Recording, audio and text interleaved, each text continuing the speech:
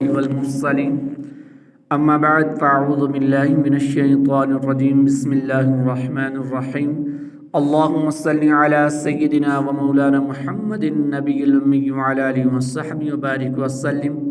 اللہ رب العالمین سورہ ہود آیت نمبر 78 کے اندر ارشاد فرما رہا ہے وَجَاءَهُ قَوْمُهُ يُهْرَعُونَ إِلَيْهِ وَمِن قَبْلُ كَانُوا يَعْمَلُونَ السَّيِّئَاتِ قال يا قوم هؤلاء بناتي هن أطهر لكم فاتقوا الله ولا تحزون في ضيفي أليس منكم رجل رشيد قالوا لقد علمت ما لنا في بناتك من حق وإنك لتعلم ما نريد۔ اور ان کے پاس ان کی قوم دوڑتی ہوئی آئی اور وہ لوگ پہلے ہی سے برے کاموں کے عادی تھے۔ لوط نے فرمایا اے میری قوم، یہ میری قوم کی بیٹیاں ہیں، یہ تمہارے لیے پاکیزہ ہیں، تو اللہ سے ڈرو اور مجھے میرے مہمانوں میں رسوا نہ کرو۔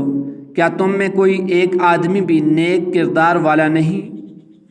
انہوں نے کہا تمہیں معلوم ہے کہ تمہاری قوم کی بیٹیوں میں ہمارے لیے کوئی حاجت نہیں اور تم ضرور جانتے ہو جو ہم چاہتے ہیں۔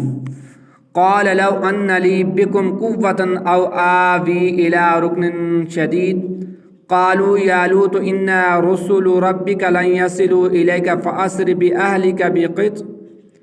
بأہلک بقطع من اللیل ولا یلتفت منکم احد الا امرأتک انہ مصیبها ما اصابہم ان موعدہم الصبح الیس الصبح بقریب۔ لوط نے فرمایا اے کاش میرے مد مقابل میرے پاس کوئی قوت ہوتی یا میں کسی مضبوط سہارے کی پناہ لے سکتا۔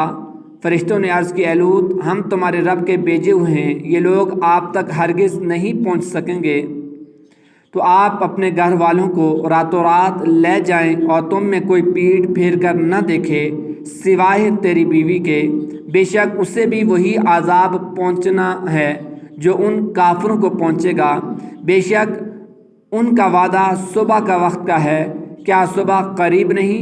قال فرمایا حضرت لوط علیہ السلام کو یقین دہانی دلائی گئی کہ قوم اپنے ارادے سے باز نہیں آئے گی، تو آپ نے افسوس کرتے ہوئے فرمایا اے کاش مجھے تم سے مقابلہ کرنے کی طاقت ہوتی یا میں ایسا قبیلہ رکھتا جو میری مدد کرتا تو میں تم سے مقابلہ اور جنگ کرتا۔ قالوا فرشتوں نے عرض کی حضرت لوط علیہ السلام نے اپنے مکان کا دروازہ بند کر لیا اور اندر سے یہ گفتگو فرما رہے تھے۔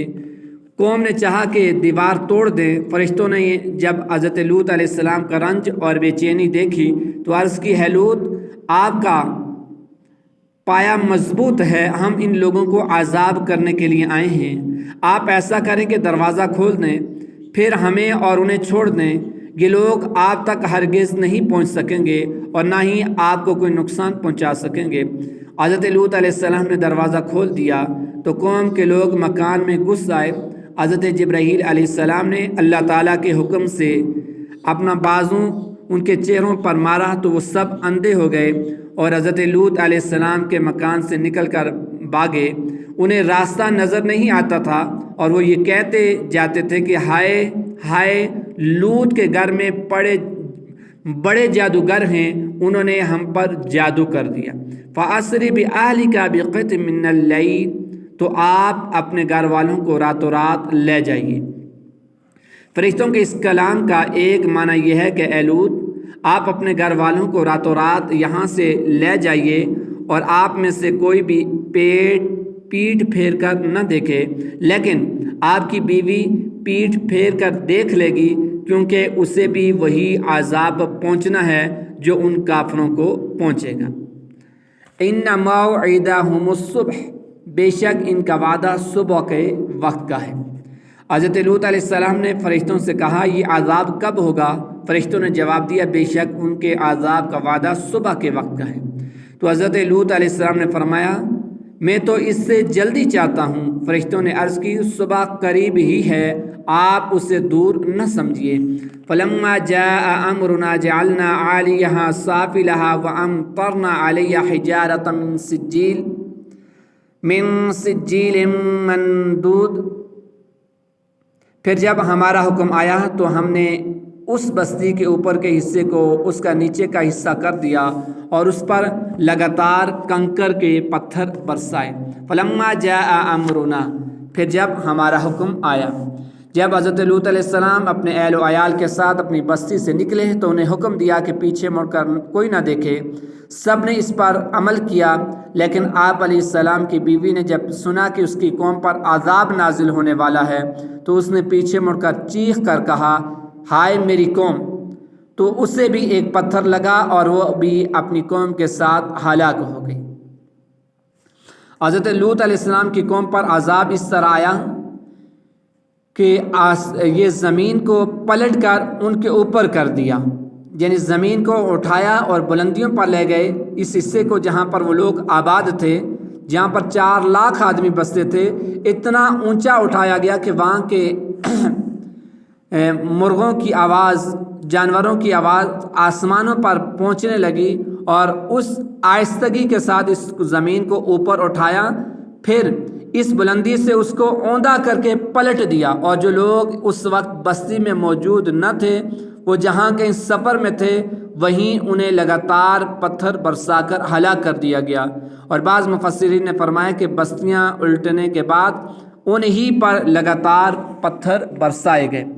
مصومۃ عند ربک وما ہی من الظالمین ببعید، جن پر تیرے رب کی طرف سے نشان لگے ہوئے تھے اور وہ پتھر ظالموں سے کچھ دور نہیں۔